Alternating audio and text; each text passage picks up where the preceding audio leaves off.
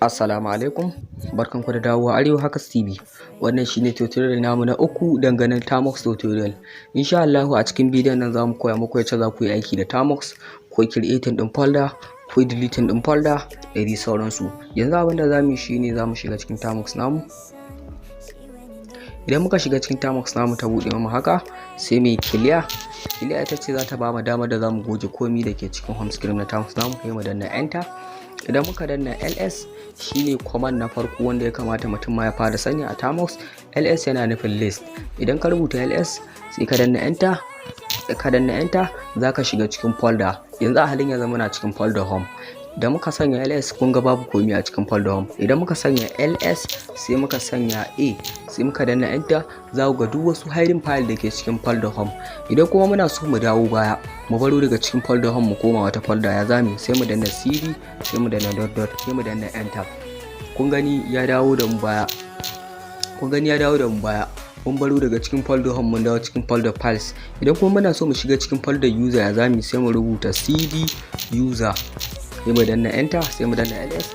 Za ku ga mun baro daga cikin folder files mun shiga cikin folder user. Idan kuma muna so mu shiga cikin folder bin, ya zame sai mu rubuta cd bin, sai mu danna enter, sai mu danna ls. Za ku ga duk wasu files da ke cikin folder user. Idan kuma muna so mu dawo baya kenan, sai mu danna cd dot. Idan kuma muna so mu koma cikin folder home, sai mu danna cd home, sai mu danna enter, sai mu danna clear. Ita ce za ta bamu damar da zamu goge komai da ke cikin Tamox namu, sai mu danna enter. Halin yanzu mun dawo cikin folder home. Idan kuma muna so mu bude irin folder tamu ta kanmu, bara mu shiga home ls, sai mu danna enter. Za ku ga halin yanzu babu komai a cikin folder home. Idan kuma muna so mu bude folder irin tamu ta kanmu, sai mu rubuta mkdir, sai mu rubuta sunan folder da muke so mu bude. Arewa Hackers shine sunan folder da muke so mu bude, sai mu danna enter, sai mu danna ls, sai mu danna enter. A halin yanzu gashi nan wurin mun bude folder mai suna Arewa Hackers. Idan kuma muna so mu bude folder irin mai .txt fa, sai mu rubuta nano arewa.txt, sai mu danna enter, sai mu rubuta abinda muke so mu aje a cikin folder arewa.txt. sai mu rubuta barkanku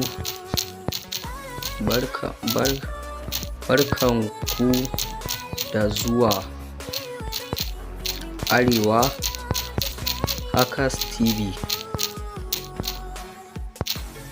Idan kuma muna so mu yi saving bayan mun gama rubutu, sai mu rubuta babban control, sai mu rubuta nan wani inda kuka ga inda aka rubuta ctrl control, sai mu rubuta control babban o, sai mu danna enter. A halin yanzu ta yi mana saving.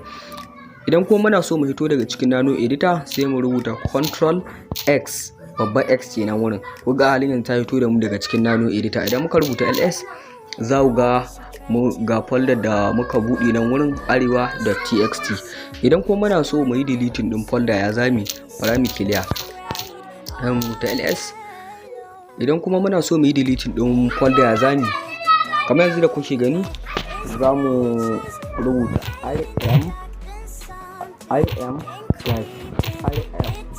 sai mu copy din folder da muke so mu yi deleting ita. Mu yanzu muna so mu yi deleting din wannan Arewa haka, sai mu danna paste, sai mu danna enter.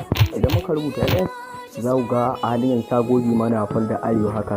Idan kuma muna so mu sake creating din folder Arewa Hackers ba tare da mun sake tafawa ba, sai mu dawo daga cikin wannan abin gadin. Kun gan shi nan wurin, mun gan shi, sai mu dawo, yana ta dawo mu da rubutu. Kun gani ga folder da muke so mu sake budewa nan wurin. Kun gani amma to yanzu muna so mu bude ta ne da small letter, sai mu dawo mu click mu danna nan haka, sai mu maida ta mai small letter, sai mu danna enter. Idan muka rubuta ls, za ku gani gashi nan wurin ta bude mana. Idan kuma duka ina ga anan za mu kawo ƙarshen wannan shiri. Wannan idan shine farkon zuwan ka wannan channel tamu, da ka daure ka danna mana subscribe, sannan ka danna mana alamar ƙararrawa. Mu haɗu bidiyo na gaba.